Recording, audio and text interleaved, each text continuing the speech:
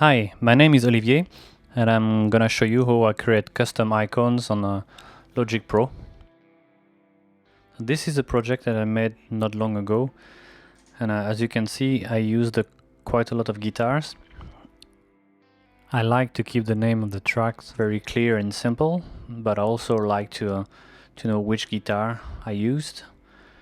So that's why I created those custom icons of my guitars, so I can straight away see which guitar I used. And because I just bought a new one, I'm needed to do another icon. So let's do it together so you will know how to do it too. This is the picture of a Gretsch 5260 baritone guitar. I just found that one on internet, and it's a perfect picture because obviously someone already removed the background. So I'll just have to click on the white area outside with the right amount of tolerance on Photoshop, and it's gonna be very easy. Now we're just gonna do a bit of color correction. I'm gonna speed up the process, just going over the levels and the color.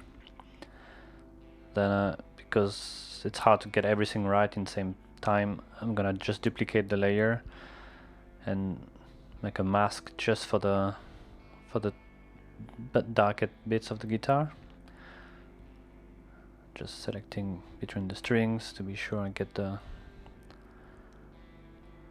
body correct, and then I'm just gonna adjust the color of the body on its own, so I don't touch the neck and the highlights of the pickup, just to make it a bit neater. Yeah, that's about right. I think it's pretty good.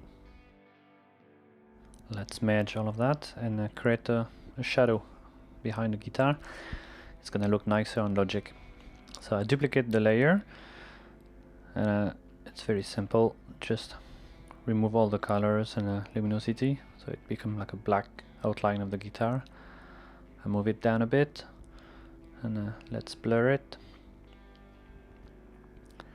Find the right amount. Okay, the things to be careful at is the blur is hitting the edges, so it creates artifacts when you load that in Logic. So I am making sure there is no pixel touching the edges. You don't really see it, but it's very blurred. The shadow is probably touching the edge, so just need to clear that, and then we can brush around a bit to be sure it looks smooth. So that's removing the shadows. Here it is. I'm gonna quickly make a background so I can see the shadow a bit better, and then use the brush to just clean the corner that I've cut a bit too much. Now that's a bit of adjusting how much shadow you want it, and here is ready for the next step. So now we're gonna change the size of the document. It's a bit big, so we're gonna go for 256, which is the first size of the. Actually, it's better to save it first. It's always good time. And I'm checking here in Icon Composer. That's the software I'm gonna use to make the icon. I'm just gonna use like 250. 128 and 64. That's more than enough to do an icon. So let's go back to the size, and I changed the first one by 256, and I'm gonna export that. So now we're just gonna save the three icons. So I give it proper name so I can find which one is which at the end. And I'm gonna use tiff because I need the alpha channel, and remove the layers, just keep straight as a copy, and that should do it. Just export that, and we're gonna do the same for the other size. So I'm speeding up the same process. Here is, we've got 128 and 64. And finally, I'm gonna cancel all my resize because I will need to do a close-up icon later. And now back to Icon Composer. I'm gonna open the folder where I saved all my files. There is plenty of it because I did a lot of picked for my other guitars. So here it is, and I'm gonna just drag and drop the right size into the right area. So 2, and the last one. Here it is. And now you just have to save that, and the icon is done. So in the same folder, with a nice rename, so it's easy to find.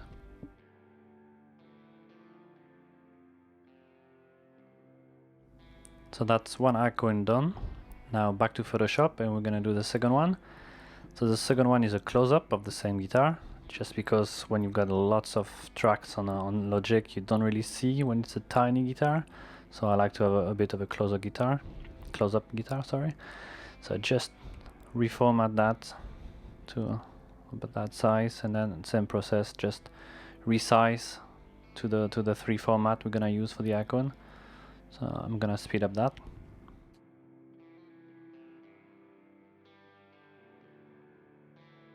Now we've got our files, so we go back to Icon Composer, and same process, we take our files and put them in the right area. We're gonna save that. And here is, we've got our 2 icons. Now we can move to Logic. And now that's the easy part. Just need to right click on the icons, go to Custom Icon, and you add, and you just go and grab the icons you've created. So I'm gonna grab that one. So that's the close-up one, and I'm gonna grab the other one. And voila! Now you got your 2 new icons available. So I'm gonna start assigning that to my tracks. That's the first one. Then I'm gonna have a look to the other one.